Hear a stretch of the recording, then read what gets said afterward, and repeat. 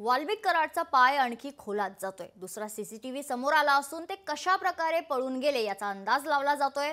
पाहुयात यावरच लोकशाहीचा हा स्पेशल रिपोर्ट।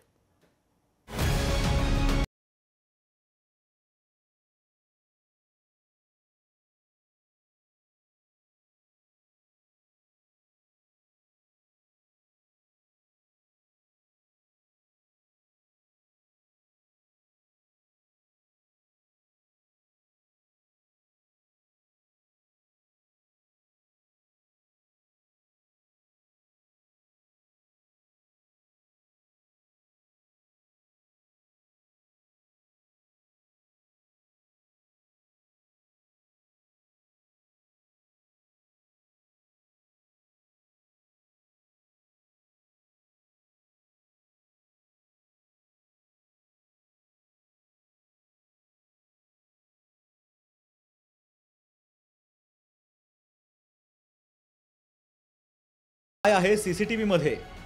वाल्मिक आणि इतर आरोपी सीआयडीला शरण जाण्यापूर्वी बीडवरून पुण्याला गेले। याबाबत 3 आलिशान गाड्यांचं सीसीटीव्ही फुटेज समोर आलंय। 30 डिसेंबरला रात्री सोलापूर धुळे राष्ट्रीय महामार्गावरून आरोपी पुण्याला गेले। बीडच्या मांजरसुंबा येथील एका हॉटेलवर जेवण केलं। एका पेट्रोल पंपावर गाडी डिझेल भरलं। याच गाड्या धाराशिवच्या पारगाव टोल नाका येथे रात्री 1:36 पास झाल्या।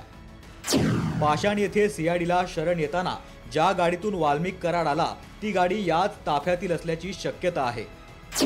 पांढऱ्या रंगाची स्कॉर्पिओ MH23BG2231 ही शिवलिंग मोराळेच्या मालकीची असल्याची माहिती आहे। दरम्यान वाल्मिक कराडच्या वकिलांनी त्याचा जामीन अर्ज आज न्यायालयातून बिनशर्त पाठीमागे घेतलाय। यापूर्वी कराडच्या वकिलांची प्रकृती ठीक नसल्यानं 2 वेळा त्याच्या जामिनावरील सुनावणी पुढे ढकलण्यात आली होती। आता त्याच्या वकिलांनीच बिनशर्त जामीन अर्ज मागे घेतलाय। एक्स्टॉर्शनची जी केस होती CR नंबर 638/2024 ज्यामध्ये 308(2) ते 305 हे जे गुन्हे होते वाल्मिक कराड यांच्यावर त्यांनी जामीन अर्ज दिला होता।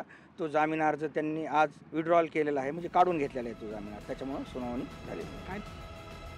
एकंदर वाल्मिक कराडचा पाय आणखी खोलात गेल्याचं पाहायला मिळतंय। वाल्मिकचे 2 सीसीटीव्ही समोर आले असून आता सीआयडी तपासात आणखीन काय माहिती समोर येते हे पाहणं महत्त्वाचं ठरणार आहे। ब्युरो रिपोर्ट, लोकशाही मराठी।